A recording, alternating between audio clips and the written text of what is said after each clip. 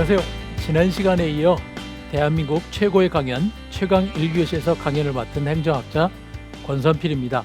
지난 강연에서 주민자치와 공동체가 왜 필요한가에 대해 우리나라의 정부 구조와 운영 방식을 중심으로 말씀드렸습니다. 이번 주제는 공동체와 주민자치를 어떻게 이루어갈 것인가에 대한 이야기입니다. 사실 우리나라는 최근 100년을 제외하고 공동체와 주민자치의 나라였습니다.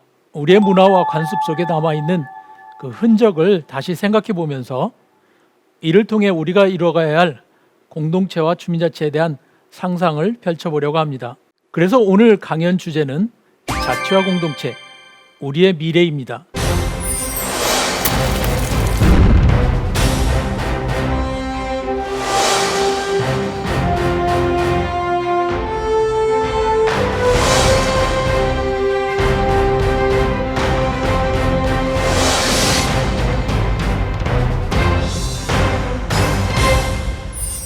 자치와 공동체가 우리의 미래라고 이야기하는 이유는 여러 가지 측면에서 이야기할 수 있을 텐데요. 세 가지 정도 생각해 볼 수 있을 것 같습니다. 첫 번째로는 우리의 민주주의가 이제 대표 민주주의에서 참여 민주주의로 또 절차에 의한 심의 민주주의로 공동체 민주주의로 이렇게 나가는 과정을 생각해 볼 수 있기 때문입니다. 대표 민주주의라고 하는 것은 우리가 우리의 대표를 뽑아서 민주주의를 하는 게 되겠습니다. 선거를 통해서 대통령과 국회의원 그리고 시장과 시의회 또 구청장과 구의회 이렇게 우리의 대표를 뽑아서 민주주의를 하는 것이 대표 민주주의가 되겠습니다. 이 대표 민주주의 위에다 정부가 운영되는 각 과정에 더 많은 사람이 참여해서 실제 주민의 의견이 반영될 수 있도록 하는 것이 참여 민주주의가 될 것 같고요. 이 참여 민주주의가 진행되는 과정에 누가 참여하는 것이 중요한가 뿐만 아니라 거기에 덧보태서 그 참여해서 무슨 이야기를 서로 나눠야 되는가 그리고 그 이야기를 어떻게 잘할 것인가 어떻게 합의하고 결정을 잘할 것인가 라고 하는 것을 수구의 민주주의라고 할 수 있겠습니다. 이런 수구의 민주주의가 더 잘 진행이 되려고 하면은 실제 우리가 살아가는 삶 자체에서 민주주의가 우리의 생활 양식이 되어야 된다고 할 수 있겠습니다. 이렇게 민주주의가 진화해 나가는 과정 혹은 발전해 나가는 과정에 결국은 마지막 부분에 우리의 생활 양식 자체가 민주적이 되어야 된다 이렇게 이야기할 수 있을 겁니다. 바로 이 생활 양식이 민주적이 되는 것이 바로 주민자치와 공동체와 관련이 있는 부분이 되겠습니다.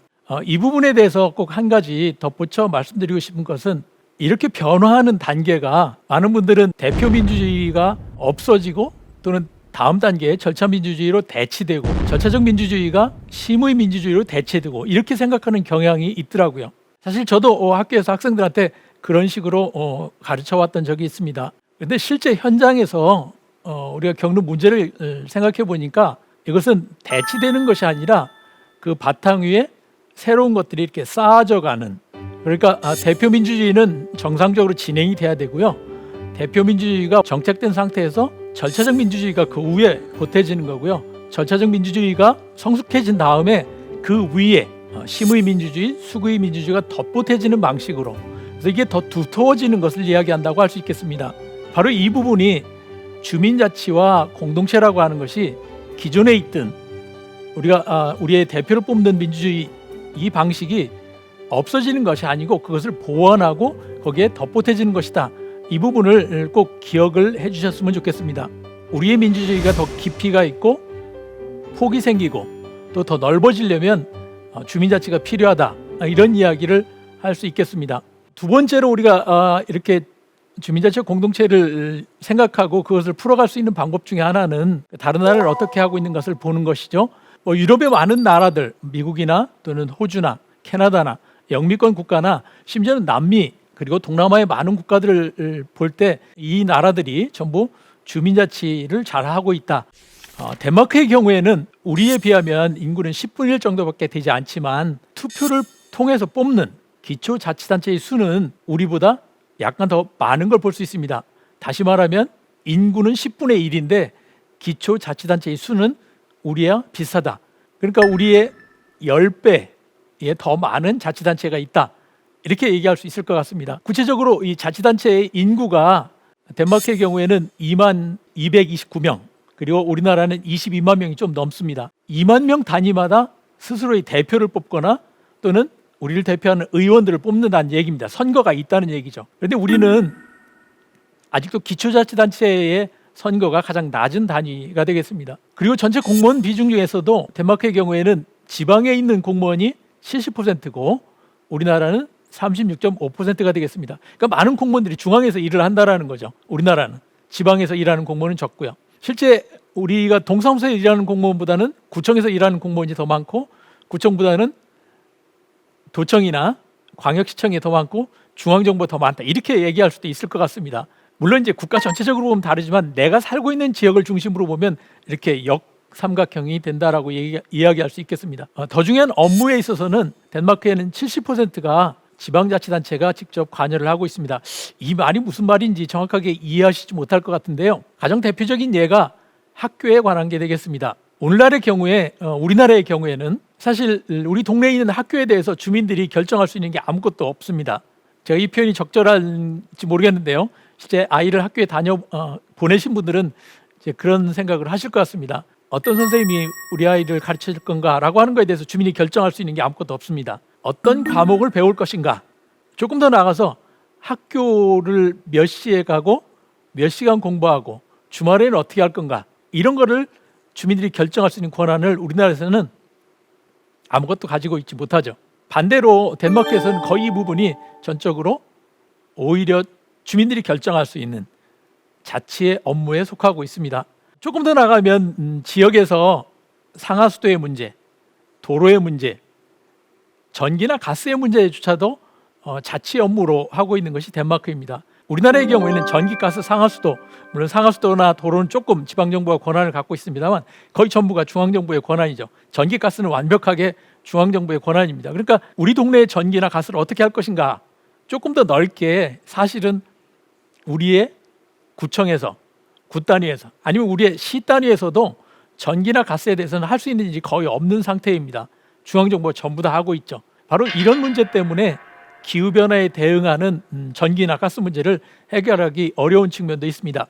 재정 자립도에 있어서도 덴마크는 주가 80%, 시가 60%니까 적어도 60% 이상을 지방이 권한을 갖고 있는데 우리는 30% 수준, 광역이 60% 수준, 이 정도입니다. 다시 말해서 이제 덴마크는 지방이 권한을 더 많이 갖고 있다, 지역이 권한을 갖고 있다.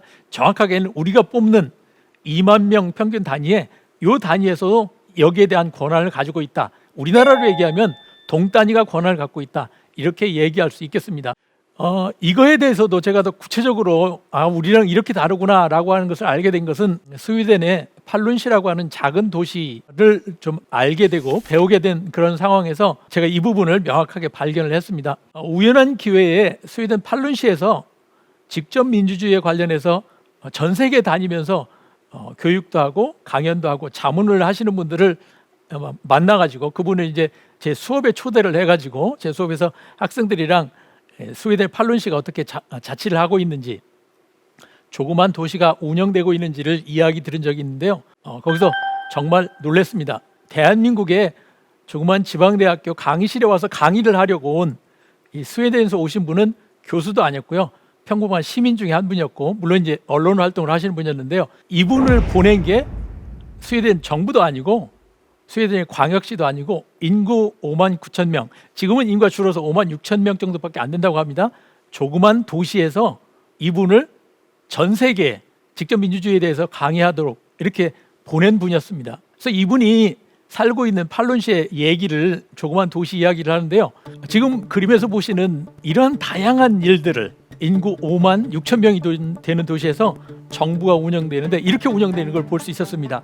시장이 당연히 있고요. 시장을 둘러싸고서 시의원들이 있습니다. 이제 정부위원이라고 하는데 이게 이제 시의원이라고 보시면 되겠습니다. 용어는 시라고 썼지만 우리나라로 얘기하면 동단위라고 하시면 되겠습니다. 우리나라의 큰 동이 5만 5천 명, 이 정도 규모가 되니까요. 아니면은 군 단위, 우리나라의 군이 이제 평균이 5만 명이 약간 넘기 때문에 그 정도 단위인데요. 시장이 있고 정부위원이 있습니다. 그것뿐만 아니라 시민감사관이라는 것도 있습니다. 그리고 그 안에 이걸 통해 가지고 시민들이 뭘 뽑냐면 시의회도 뽑고, 시의회 안에 지속발전위원회, 공공서비스위원회, 행정감독위원회, 노동사회통합위원회, 협상위원회. 이 협상위원회는 그 지역 안에서 노동과 관련돼서 또는 사회 갈등과 관련해서 협상을 하는 것을 도와주는 그런 역할을 하는 위원회입니다. 실국별 상임위원회, 이런 위원회들을 갖고 있더라고요. 다시 말씀드리지만 5만 6천 명 되는 조그만 도시액입니다. 우리 대한민국 전체를 내서도 사실 이 정도 다 갖고 있지 못한다는 생각도 합니다. 말씀드린 것처럼 우리나라에서 해외에 공식적으로 우리나라 민주주의를 소개해서 보내는 분들이 몇 명이나 있을까요? 이 도시는 그걸 보내고 있었습니다. 그것뿐만 아니라 시민 배심원제를 하고 있어서 주요한 재판을 할 때 시민들이 직접 참여를 하고 있고요. 검찰 제도도 시민들이 직접 운영을 하고 있습니다. 그래서 검찰 시민 커미션 제도가 있어서 검찰 시민위원회가 있어서 운영되고 있고요. 판사나 검사를 직선하고 있습니다. 5만 5천 명 도시에서 판사나 검사를 직선, 주민들이 직접 뽑고 있습니다. 시민 경찰 제도를 하고 있고요. 행정부서에도 다양한 부서가 있습니다.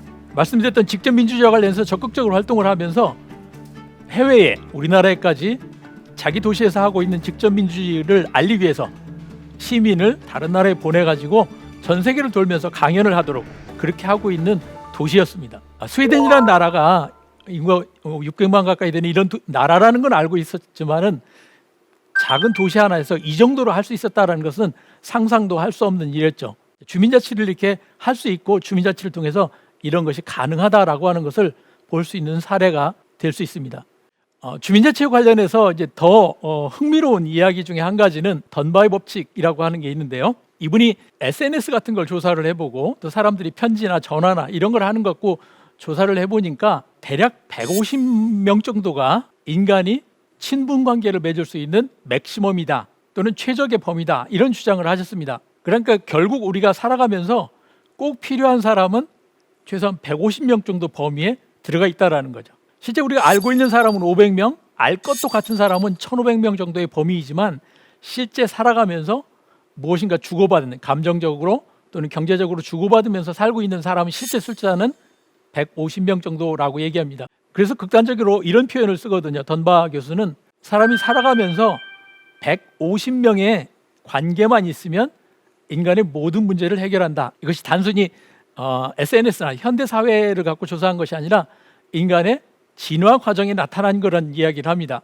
인간의 진화 과정 속에서 인간은 일정한 수의 사람들과의 관계를 맺을 수밖에 없다. 많은 사람들과 관계를 맺을 수 없다. 이런 이야기를 하는 겁니다. 인간이 만든 가장 작은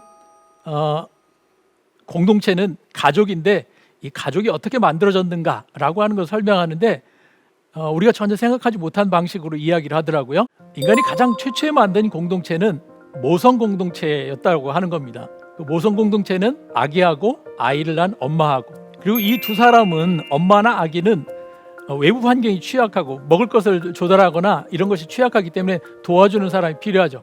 그 도와주는 사람이 어떤 사람이냐면 이모, 고모, 그리고 할머니.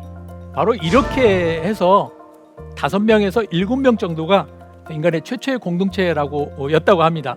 그게 이제 가장 기본적인 공동체라고 하는 거죠. 그래서 이 사람들이 이 아이를 키우는 모성 공동체를 유지하기 위해서 그 바깥에서 이제 남자들이 나타나게 됩니다. 그래서 이 남자들이 합쳐지면 이게 소규모의 이제 확대 가족이 나타나고요. 15명 사이즈에 이 15명 정도가 이제 같이 사냥을 하거나 다른 활동을 하고 해서 이제 협력을 하게 되면 그 다음 단계가 35명 정도 또는 50명 단위 이런 공동체가 나타난다라고 하는 거죠. 각각의 단위, 이 사람 모이는 숫자가 나타나는 데는 그 이유 또는 해결하고자 하는 문제가 반드시 같이 결합이 돼 있다라는 이야기를 하는 겁니다.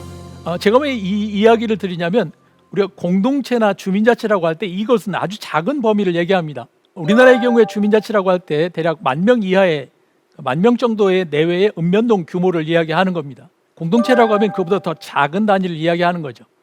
이 두 가지 단위가 공동체가 됐든 주민자치가 됐든 이 단위가 분명히 해결해야 할 수 있는 문제 또는 해결해야 될 문제가 있다라고 하는 겁니다. 구체적으로 예를 몇 가지 말씀드리겠습니다. 그 중에 한 가지가 이제 재난 문제인데요. 사실 이 이야기는 정말 슬픈 이야기고 지난 여름에 여러분들이 뉴스를 통해서 많이 들었던 이야기입니다. 지난 여름 폭우에 관악구 신림동 반지하에서 가족 3분이 돌아가신 이런 일이 있었죠. 물이 가득 차서 거기서 빠져나오지 못하고 돌아가셨는데 이 문제를 어떻게 생각할까라고 하는 부분을 질문을 해보고 싶은 겁니다. 이 3분이 돌아가지 않으시려면 어떻게 했었을까? 우리 언론에서 얘기하고 있는 우리가 사회적으로 이야기하는 것은 전부 다 2가지 얘기에 집중되어 있습니다. 경찰이 어떻게 할 것인가? 소방이 어떻게 썼을까? 예, 긴급한 사태, 위기 상황에서 우리를 도와주는 경찰과 소방 얘기가 가장 많았습니다. 아시는 것처럼 경찰과 소방은 이건 중앙정부가 운영하는 국가 조직일 뿐입니다. 더군다나 이제 실제 경찰과 소방이 뭘 할 수 있었다 하더라도 문제는 이때 상황이 너무나 많은 곳에서 어려움이 있었기 때문에 경찰이 또 소방이 거기까지 갈 수 없었던 상황이죠.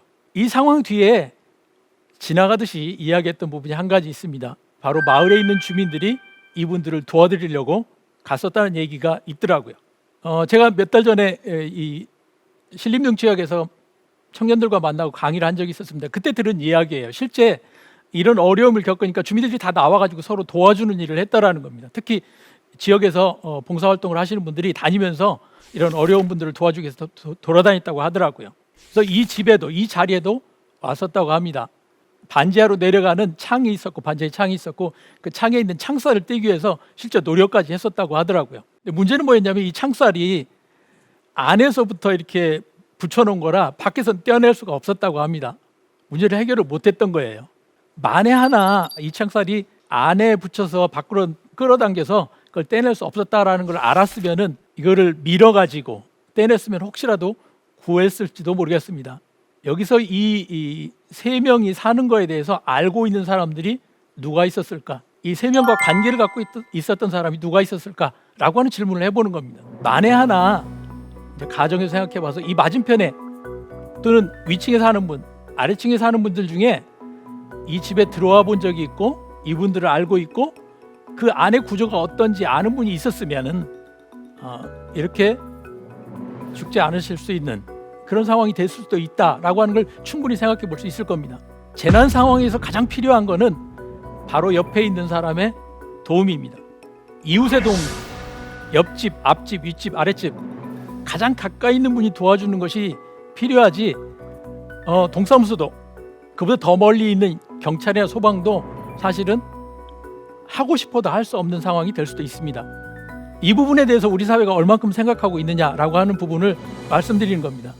최근에 지난 지방선거를 통해서 많은 지역에서 이 15분 도시라고 하는 개념들 이런 이야기들을 하고 있는데요. 프랑스에서 나온 얘기입니다. 인간의 삶의 범위는 정해져 있고 그 많은 문제는 그 좁은 범위에서 일어난다. 따라서 문제를 해결하기 위해서 시간을 기준으로 내가 살고 있는 곳에서 15분 안에서 삶의 많은 문제를 해결하도록 만들자라고 하는 것이 15분 도시의 접근입니다. 이렇게 나를 중심으로 가까이 있는 분들이 함께 문제를 해결하도록 하는 것, 그게 바로 주민자치고 공동체 방식이라고 이야기할 수 있을 것입니다. 그래서 우리에게 필요한 15분 도시가 무엇인가라고 하는 것을 정해줄 것이 아니라, 위에서 정해주는 것이 아니라, 그것이 광역이 됐든 중앙정부가 됐든 기초에서 정해줄 수 있는 것이 아니라 그것보다 더 작은 단위에서 스스로 찾아낼 수 있도록 하는 것이 필요한 거죠. 걸어서 15분 도시면 동범위 안에 더 작은 범위가 될 겁니다. 15분 거리는요. 그러니까 사실 우리의 동단위보다 더 작은 단위로 생각을 해봐야 된다는 이런 얘기가 되겠습니다. 국내에서도 사실 이런 식으로 갈등이 되는 문제들, 지역의 문제를 이 주민자치 방식으로 또는 자치의 방식으로 해결한 사례는 정말 많이 나타나고 있습니다. 이 부분 이제 우리가 같이 공부하고 또 찾아볼 필요가 있다고 생각하는데요. 그 중에 한 가지가 이 주정차 홀짝제라고 하는 부분입니다. 아마 도시에서는 일부 이제 시행을 하고 있는 데가 있는데요. 제가 이 이야기를 처음 들은 것은 이제 남원에 가서 주민들하고 만나서 이야기할 때였습니다. 옛날 구도시 지역, 그러니까 면단지니까요. 옛날 장터 있는 시내, 읍내죠. 읍내 길 한가운데가 옛날에 만든 길이니까 길이 아주 좁았습니다. 그래서 양쪽에 가게가 있고요. 근데 차를 많이 타고 다니니까 차를 세워야 되는데 한쪽에 세우면 다른 쪽에는 차가 일방통행을 해야 될 정도로 좁은 길이었습니다. 그래서 주민들 사이에 특히 이 가게 양쪽에 길 양쪽에 있는 가게들 사이에 갈등이 생기는 거예요. 차를 세우면 바로 가게에 들어갈 수 있으니까 많은 분들이 차를 세우려고 하는데 차를 세우면 차량 통행이 안 되고요. 그러니까 차를 어떻게 세울 건가 가지고 갈등을 하다가 결국 문제를 어떻게 해결하려고 했냐면 주차장을 짓자라고 하는 방식으로 문제를 해결하려고 했습니다. 그래서 이 아이디어를 군의원하고 국회의원이 아이디어를 내가지고 정부 예산을 따와서 주차장을 졌습니다. 어디에 졌냐면 장터 옆에다. 이 길이 아니라 장터 옆에다 주차장을 줬습니다. 그래서 차를 거기다 세우고 여기 장을 보라고 이렇게 정책을 세워서 실제 주차장을 만들었습니다. 문제는 뭐냐면 사람들이 장터에 만든 주차장에 차를 세우고 이 길거리에 있는 읍내 상가에 가서 장을 보고 걸어가는 것 자체가 불편하니까 안 세우는 거예요. 주차장이 텅텅 빕니다. 그냥 차를 옛날처럼 그대로 세우는 거예요. 그래서 주차장을 세우는 비용이 전부 낭비가 된 거죠. 그래서 다시 돌아와서 이제 길에 차를 세우기 시작하는데 그러면 이 문제를 어떻게 해결할 거냐라고 해서 주민들이 아이디어를 낸 것이 뭐냐면 홀짝제를 하는 거였습니다. 좁은 길 양쪽에 홀짝 날수에 따라서 왼쪽 오른쪽 바꿔가며 주차를 하는, 그래서 도로에 하루는 한쪽에 그리고 그 다음 날은 반대쪽에 차를 세우는 거죠. 그래서 양쪽으로 주차를 하는 거로 하니까 차를 한쪽에 세우니까 이제 차가 다니는 것도 문제가 없고 그나마 이제 양쪽 가게를 이용하는데 불편이 없는 이런 아이디어를 내 가지고 실제 주정차 홀짝제를 그 동네에서 시작을 했습니다. 주정차 홀짝제에 대해서는 어디에도 법적인 근거가 없었음에도 불구하고 이거를 실행을 해가지고 하니까 문제가 해결이 됐거든요. 주차장을 짓는 비용을 안 들이고서도 주차 문제를 해결하는 그런 결과를 만들어냈습니다. 이 문제의 해결이 어디서 나왔냐면 주민들한테서 나온 거고요. 주민들이 합의해서 해결하니까 법이 없어도 문제를 해결할 수 있었다라고 하는 것을 말씀드릴 수 있겠습니다. 사실 이런 사례들이 더 많이 나타난다면 우리의 문제가 더 쉽게 해결될 수 있지 않을까라고 하는 이야기를 드리는 겁니다. 주민자치를 해야 되는 이유는 바로 이렇게 우리 일상생활에서 직접 경험하는 문제를 스스로 우리가 생각해서 창의적으로 혁신적으로 해결하자라고 하는 부분이 주민자치의 어떤 정당성의 근거가 될 거고요. 그렇게 하려면은 지역 주민이 서로 협력해야 되는 공동체적인 접근이 필요하다, 이런 말씀을 드릴 수 있겠습니다.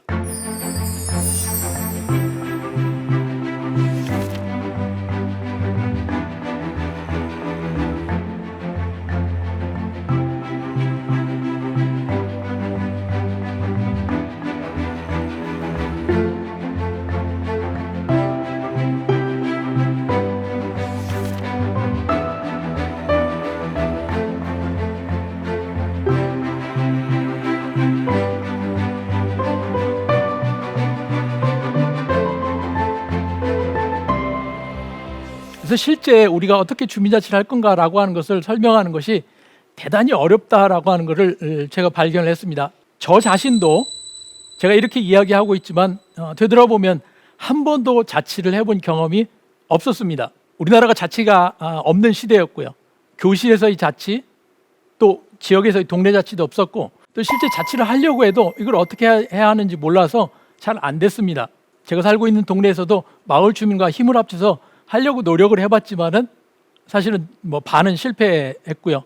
또 다른 공동체라고 할 수 있는 제가 속해 있는 교회에서도 우리가 공동체적으로 뭔가 문제를 해결해 보자라고 했었지만은 뭐 절반의 성공, 절반의 실패였던 것 같습니다. 직장에서도 마찬가지고요. 왜 이렇게 실패를 할까? 우리가 공동체를 할 수 없을까라고 하는 걸 생각해 보면서 내린 결론 중에 하나가 바로 우리가 공동체에 대한 경험 또는 지방자치에 대한 경험이 한 번도 없었다라고 하는 부분입니다. 조선시대가 끝나고 나서부터 우리 한국 사회는 자치라고 하는 경험이 모두 다 사라졌습니다. 그래서 현재 살아있는 우리 대한민국의 모든 사람은 저처럼 자치를 얘기하는 사람조차도 실제 자치의 경험이 없는 사람들입니다. 자치를 해본 경험이 없어요. 제도적인 자치가 없었습니다. 그러다 보니까 우리의 상상력과 우리의 아이디어로는 한계가 있다는 것을 계속 경험을 하고 있습니다. 그래서 다른 나라의 사례도 보고 역사적인 것도 보고 또 국내에서 잘 된다라고 하는 것을 계속 보고 있지만 그거 가지고도 한계를 계속 느끼고 있습니다. 정말 자치나 공동체가 필요하다면 이것을 어디에서 얻어낼 건가라고 하는 부분에 있어서 오히려 다른 나라나 또 이론적이거나 이런 것이 아니라 우리 속에 숨겨져 있거나 우리 속에 잠재되어 있어서 아직 드러나 있지 않은 그런 부분을 끌어내가지고 자치나 공동체를 해야 된다는 생각을 하고 있습니다. 그래서 이제 주민자치가 오래된 미래라는 말씀을 드리는 겁니다. 우리의 역사 속에, 사실은 우리의 피 속에 특히 50대 이상 되시는 분들의 경우에는 그런 기억들과 경험들이 우리 속에 남아있더라고요. 우리 제도 속에 남아있습니다. 그런 것들을 통해 가지고 사실은 자치와 공동체를 살리는 것이 더 쉬운 방향, 더 쉽게 갈 수 있는 그런 방법이 될 거라는 생각을 하고 있습니다. 다만 여기서 이제 주의해야 될 부분이 우리의 과거를 이야기한다고 해서 그것이 그 과거를 전부 다 인정하는 그런 것은 아닙니다. 오히려 그 안에서 오늘날 필요한 것들을 끌어내자, 찾아내자 이런 이야기라고 이해하시면 좋겠습니다. 그래서 저 나름대로 우리 역사 또는 우리의 피 속에 있는 몇 가지 특징들을 찾아봤습니다. 자발성에 기초한 참여와 책임이라든가 또 환대를 통한 다양성 확보, 문제 중심의 유연한 대응, 생활의 모든 문제를 다루는 그런 방식, 접근, 의례를 중심으로 한 통합 이런 것들이 사실은 우리의 문화 속에 언어나 우리의 생활 속에 이렇게 숨겨져 있지만 여전히 남아있는 공동체적 특성이라는 생각이 들었습니다. 그래서 이런 점들을 다시 한번 생각해 보면 우리가 공동체나 주민자치를 어떻게 만들어갈 건가라고 하는 어떤 방향성 또는 아이디어를 얻을 수 있을 거라는 생각을 해봅니다. 그중에 대표적으로 먼저 해보고 싶은 부분이 향약입니다. 향약의 경우에도 조선 중기 이후에 시작이 됐지만 본격적으로 진행이 됐지만 실은 1930년대까지도 우리나라의 이 향약은 계속 돼왔던 것으로 나타나고 있습니다. 향약 안에 우리가 해야 하는 주민자치나 공동체에 관한 많은 부분들이 나와 있습니다. 지금 이 화면에 보시는 것은 제가 살고 있는 대전의 한 동네였던 회덕이라고 하는 우암송시열이 사시던 동네에서 만들었던 향약입니다. 물론 이 향약이 계속되거나 그렇지는 않지만 여기에 있는 중요한 내용들을 좀 살펴볼 필요가 있는 것 같은데요. 우리 조상들이 향약을 할 때 무슨 생각을 했나? 우리 조상들이 향약을 만들 때 세 가지 기본적인 요소가 항상 있더라고요. 첫 번째는 우리에게 서문 같은 게 있습니다. 우리가 왜 이것을 하나라고 하는 것이 한 가지 있고요. 두 번째는 그럼 구체적으로 무엇을 할 건가라고 하는 조목 부분이 있습니다. 쭉 이런 거 우리가 같이 하자, 약속하자 이렇게 하는 부분이 있고요. 그다음에 세 번째 부분은 여기 왼쪽에 나와 있는 것처럼 누가 이것을 같이 했는가라고 하는 것을 명시하는 부분이 있습니다. 조선시대의 많은 문서에 사실은 동네 문서, 향약과 관련된 다양한 문서들이 거의 기본적으로 이 세 가지 요소를 가지고 있더라고요. 오늘날 우리가 공동체를 할 때, 주민자치를 할 때 사실 이런 걸 제대로 못하고 있거든요. 이걸 왜 하나라고 하는 것을 저렇게 문서로 정리해서 하는 것 못했습니다. 예를 들어 동창회를 하면서 또는 친목단체를 만들면서 이런 걸 하고 있을까요? 아직도 이런 걸 못하고 있다고 생각을 합니다. 이 안에는 말씀드린 것처럼 중요한 한 가지 부분이 참여자가 누구인가라고 하는 것이 명확하게 나와 있다는 겁니다. 그리고 그 참여자 안에는 여기 보시면 왕이 임명한 군수뿐만 아니라 그 지역에 있는 중요한 인물들이 이 향약에 참여한 인물들이 같이 명단에 올리고 있는 걸 볼 수 있습니다. 동격으로 사실은 올라온 거예요. 향약이 양반을 중심으로 했다면 평민을 중심으로 또는 천민을 중심으로도 비슷한 게 있었습니다. 그게 이제 계라고 하는 거죠. 동네마다 하는 동계가 있었고 촌단위 하는 계가 있었고 더 작은 다양한 목적을 갖고 하는 계가 있었습니다. 이 계의 경우에도 반드시 앞에 말씀드린 것 같은 그런 문서들을 만들고 있는 걸 볼 수 있습니다. 동계의 경우에 동단위에서 하는 그러니까 지금으로 얘기하면 이제 마을 단위보다 조금 클 수도 있고 마을 단위인데요. 이 동계에 보면 그 동에서 삶에 관련된 다양한 부분들이 다 들어 있는데요. 단순히 우리 동에서 해야 할 일을 적는 것뿐만 아니라 어떻게 서로 도와줄 건가, 위기 상황에는 어떻게 대응할 건가 이런 내용들이 들어 있는 걸 볼 수 있습니다. 여기에 가장 큰 특징 중에 하나가 바로 모든 주민들이 특히 여기에 참여하는 동계가 됐든 향약이 됐든 참여하는 사람들의 경우는 주체적인 참여를 한다라는 겁니다. 주체적인 참여라는 것은 내가 스스로 선택해서 여기에 참여한다라고 하는 부분을 확실하게 했다라는 겁니다. 실제로 이제 그 율곡 선생님께서 입약 법례라고 하는 걸 만드셨는데 이 이야기는 뭐냐면 향약 같은 걸 만들 때 여기 입약 약속을 세울 때 샘플로 되는 거로 이런 거를 하는 거다라고 하는 이 향약의 표준 안 같은 걸 만드셨습니다. 그것이 이제 율곡전서에 남아 있는데요. 이 입약 법례 안에 보면은 제가 말씀드린 그런 여러 요소가 들어 있습니다. 그 중에 한 가지 이런 거가 있거든요. 향약을 들어올 사람들은 처음에 들어올 때는 아까 말씀드린 것처럼 같이 모여서 논의해가지고 이런 문서를 만들어서 향약을 정하면 나중에 들어올 사람들은 반드시 어떤 약속으로 어떤 내용으로 들어가는지를 스스로 생각해 보도록 시간을 주고서 들어오도록 해라. 스스로 선택하도록 하라. 이런 이야기가 들어 있습니다. 바로 이 부분이 주체적으로 선택하도록 하라 라고 하는 부분이죠.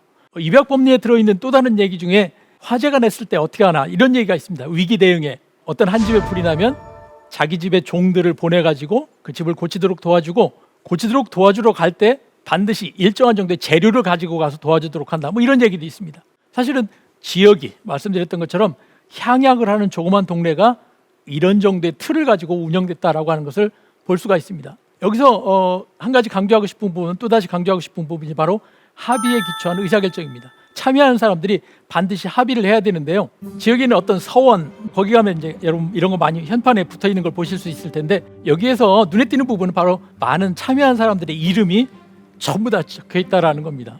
저기에 참여한 사람들이 누가 참여했고 어떤 역할을 했는지를 저렇게 기록을 남겨서 이 과정이, 이것이 단순히 어떤 한 사람이 지시하거나 명령해서 한 것이 아니라 저 사람들이 합의해서 했다라고 하는 부분을 저렇게 남겨두고 있다는 부분입니다.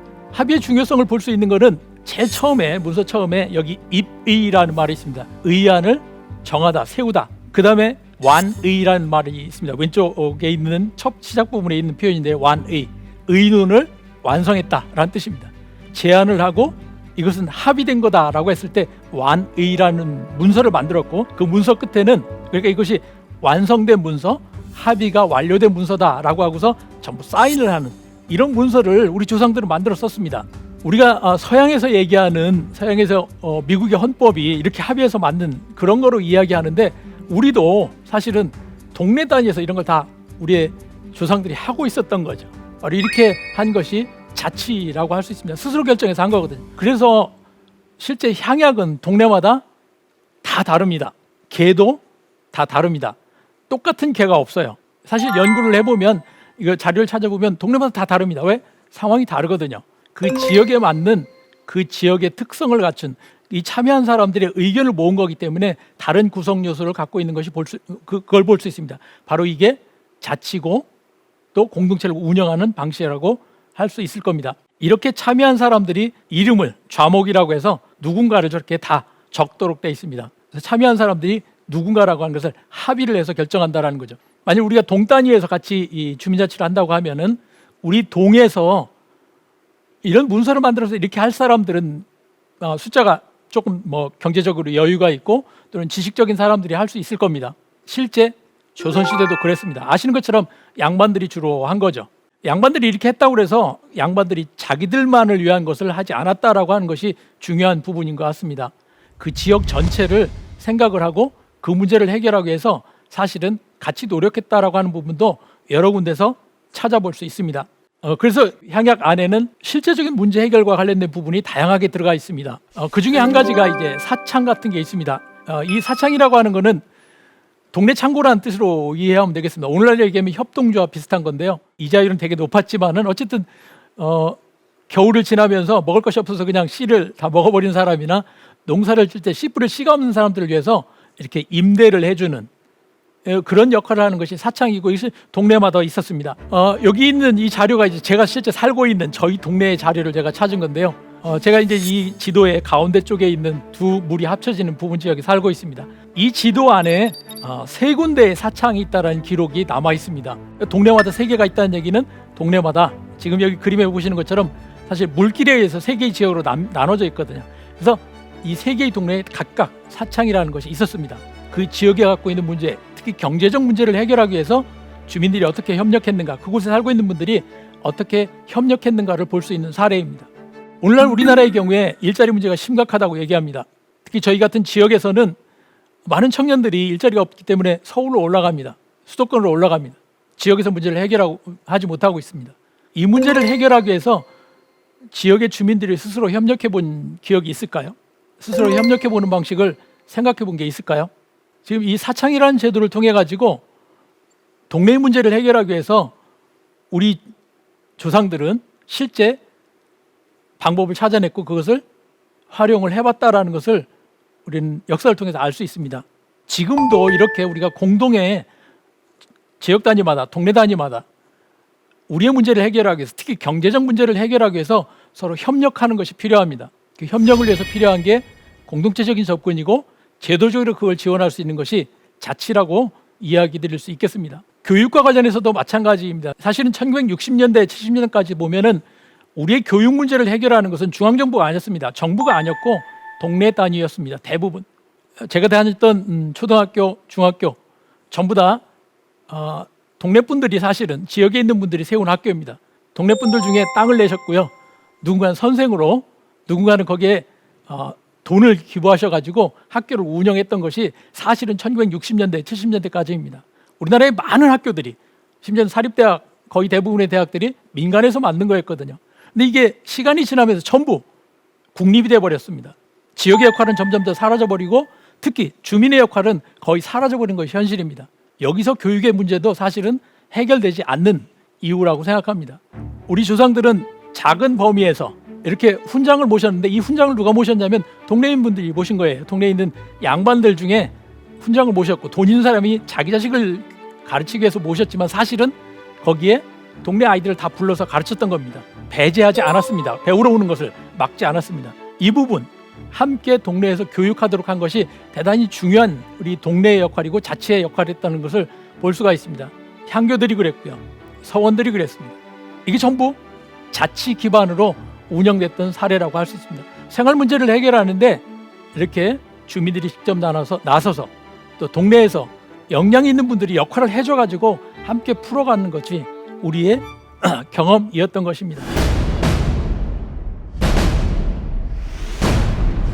해결할 수 없는 어려운 문제가 생겼을 때는 어떻게 할까요? 그때 사용한 방법이 바로 이런 기우제 같은 제사를 지내는 거였었습니다. 예, 기우제가 하늘을 향해서 제사를 지내란다고 생각하시는데 이거는 오해입니다. 우리 조상들은 기독교에서 생각하는 것 같은 그런 신에 대해서 제사하는 것이 아니었고요. 조금 다른 방식으로 생각을 했었습니다. 우리 조상들의 제사는 공동체적인 특성이 컸고 우리가 섬기는 것은 우리가 이제 기대하는 것은 뭐냐면 하늘, 천, 그리고 땅, 그리고 사람 이 세 가지가 어떻게 잘 연결이 돼가지고 문제를 풀 것인가라는 고민을 했었기 때문에 사실 이 기우제 안에는 사람의 역할들에 관한 논의도 반드시 빠지지 않고 있었다라는 것입니다.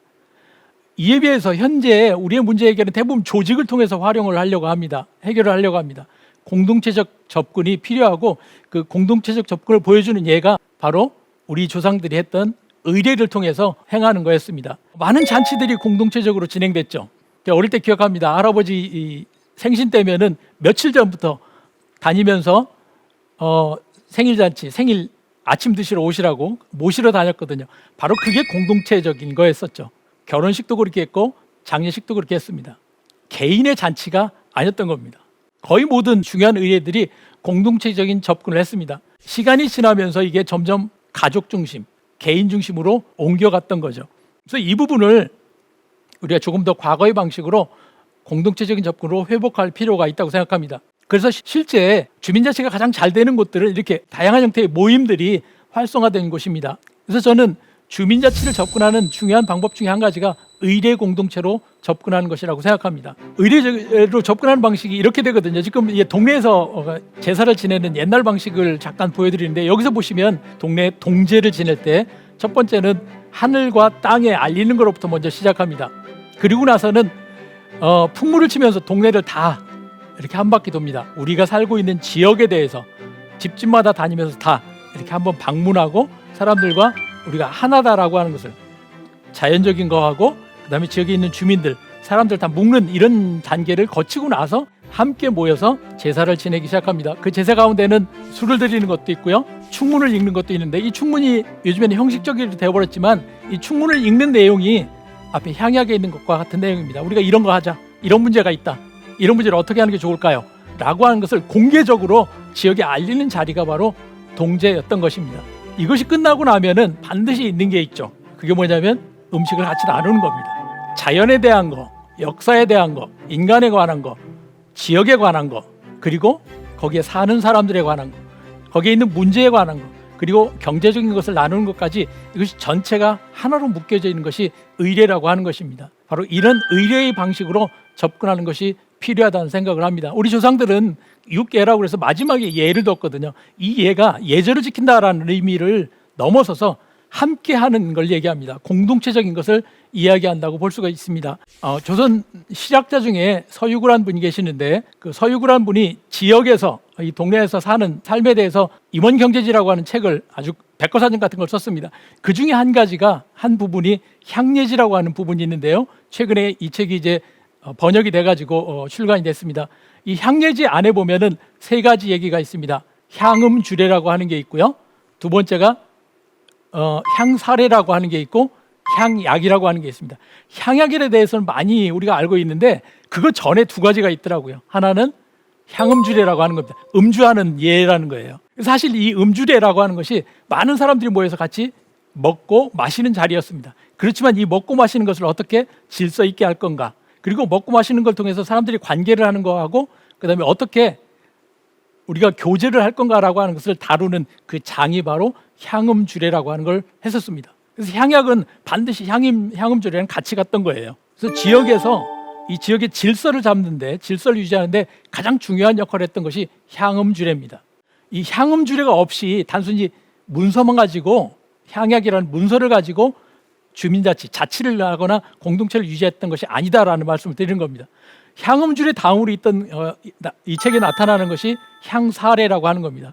향사례는 화살을 쏘는, 활을 쏘는 그런 예의 부분입니다. 사실 이 향사례는 전통은 지역을 방어하는, 활 쏘는 거기 때문에 무기를 갖고서 지역을 방어하는 것과 관련된 그런 예라고 할 수 있습니다. 지역의 질서, 우리가 어떻게 공동체적으로 함께 살아갈 건가라고 하는 것뿐만 아니라 우리 지역을 어떻게 외부로부터 지킬 것인가라고 하는 것을 함께 생각하고 배우고 논의하고 그거를 하는 자리를 만든 게 향사례라고 할 수 있습니다. 그 다음에 향약이 나타나거든요. 바로 이것이 지역사회가 운영되는 어떤 원리로 조선시대에 생각했던 부분입니다. 오늘날 우리가 주민자치를 생각하면서 또는 공동체를 생각하면서 많은 분들이 제도를 만들면 된다고 생각합니다. 또 사람을 잘 만들어야 된다고 생각합니다. 잘 뽑아야 된다고 생각합니다. 우리 조상들은 그것보다 훨씬 더 다양하고 훨씬 더 통합적으로 생각했다라고 하는 것을 볼 수 있습니다. 그래서 이 의례를 중심으로 새로 우리가 주민자치와 공동체를 접근하는 것이 필요하겠다라고 하는 것이 제가 이제 여러분에게 드리고 싶은 이야기입니다. 특히 우리 조선사회는 예가 중심이 되는 사회였고, 그 예라고 하는 것이 단순히 예절이라고 하는 사회적 질서를 의미하는 것이 아니다라고 하는 부분입니다. 사회 전체가 움직이는, 특히 공동체적으로 움직이는데 가장 중요한 요소를 한 것이 예이고, 예 안에는 경제도 들어있고 교육도 들어있고 사회적 질서도 들어있고 그리고 사회적 합의를 이뤄내는 그런 것이 통합된 것이다 라고 하는 부분이 우리 조선의 경험에서부터 배울 수 있는 중요한 교훈이라고 생각합니다. 바로 이것을 우리가 살리는 것이 필요하죠. 마지막으로 제가 꼭 드리고 싶은 이야기 중에 한 가지가, 이 예가 가장 우리의 조상의 상상력이 어디까지 갔는가라고 하는 것을 보여주는 예가 저는 심청전 마지막에 나오는 맹인 잔치 대목이라고 생각합니다. 심청이가 결국 이제 어찌어찌해서 왕비가 되죠. 심왕후가 됩니다. 그렇지만 여전히 자신이 처음에 시작했던 꿈, 아버지의 눈 뜨는 것은 이루지 못한 상태였죠. 그래서 그 문제를 해결하기 위해서 어떻게 했냐? 아버지를 찾습니다. 찾는 방법이 어떻게 찾느냐면 전국에 있는 맹인들을 불러 모으는 방식으로 이야기가 전개가 됩니다. 그래서 맹인잔치가 벌어지죠. 전국에서 맹인들이 다 옵니다. 맹인들한테 먹을 것 주고 나중에 사실 선물도 줘서 이렇게 돌려보냅니다. 마지막에 신봉사가 나타나죠. 그래서 이 아주 가장 감동적인 대목입니다. 맹인 눈 뜨는 대목. 여기에 보면은 우리 조상들이 어디까지 생각했는가라고 하는 걸 볼 수 있습니다. 마지막에 이 장면에서 이제 심청이가 심왕후가 아버지가 온 걸 보고서, 아버지를 보고서 아이고 아버지 아직도 눈을 못 뜨셨네요 라고 하는 이 이야기를 했을 때 신봉사가 눈을 떠야 되겠다는 생각을 해가지고 이제 껌쩍껌쩍 한다는 그런 대목이 나옵니다. 결국에는 눈을 뜨게 되는 기적이 일어납니다. 여기까지는 다 이해할 수 있을 것 같아요. 근데 그 다음이 정말 놀라운 부분입니다. 신봉사가 눈을 뜨자마자 그 다음에 그 주변에 있는 봉사들이 눈을 뜬다라고 이야기를 합니다. 그것뿐만 아니라 전국에 있는 봉사들이 그때 눈을 뜨게 됐다라는 얘기를 합니다. 우리 조상들의 상상력은 한 개인이 눈 뜨는 것이 아니라 그 주변에 있는 사람들, 그와 관련된 모든 어려운 사람들의 문제를 한꺼번에 해결될 수 있는 그러한 일이 일어날 거라고 하는 것을 믿었던 것 같습니다. 근데 이 과정이 바로 잔치를 통해서 일어났다라는 거죠. 의례라고 하는 겁니다. 앞에 보여드렸던 이런 잔치입니다. 해경궁 홍씨의 잔치 장면인데요. 사실 심청이, 심왕후가 이런 잔치를 열었던 겁니다. 의례를 열었던 거죠. 그 안에서 의례의 영향력이라고 하는 것이 전체에게 펼쳐지고 그 펼쳐지는 것이 힘들었던 사람들한테 해결되는 그런 결과를 낳았다라고 하는 이런 상상력을 가지고 있었던 걸 볼 수 있습니다. 그래서 이 잔치 자리에는 누구도 배제하지 않았습니다. 사실은 이 잔치 자리에 가난한 사람이 올 뿐만 아니라 빌어먹는 사람들이 반드시 오면 그 사람들을 먹였던 것이 잔치 자리입니다. 이 잔치를 앞에 말씀드린 것처럼 예라고 하는 거에서 만들어진 틀입니다. 먹고 마시는 자리가 아니고 예를 지켜서 그 예를 실행하는 리추얼, 의식 자리에 초대를 받은 것입니다. 다양한 사람들이 모이고 그 사람들이 함께 그 자리에서 즐길 때 거기서 기적이 일어날 거다라고 하는 이런 생각을 가졌던 것 같습니다. 가장 아름다운 공연이 있었고 최고의 물건들이 그 자리에서 활용이 됩니다. 그것뿐만 아니라 이 잔치의 마지막은 항상 나눔이 있습니다. 이게 아직 우리도 남아 있어요. 지금도 결혼식 끝나고 나면 우리 어머니들이 꼭 하시는 게 있어요. 싸가는 겁니다.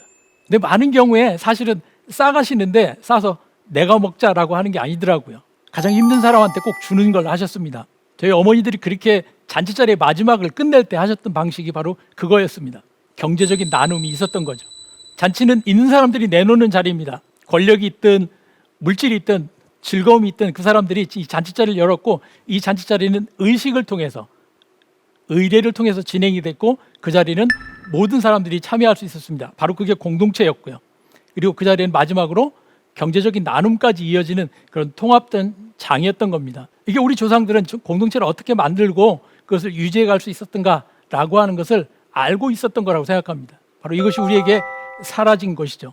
그래서 저는 우리가 한 번도 해보지 않은 이 주민자치나 공동체를 오히려 우리 조상들이 가졌던, 조상들이 해왔던 그것들을 다시 한번 생각해 보면서 그것을 통해서 다시 살려볼 수 있고 이 한 번도 가보지 않은 길을 갈 수 있을 거다, 그런 생각을 해보고 있습니다.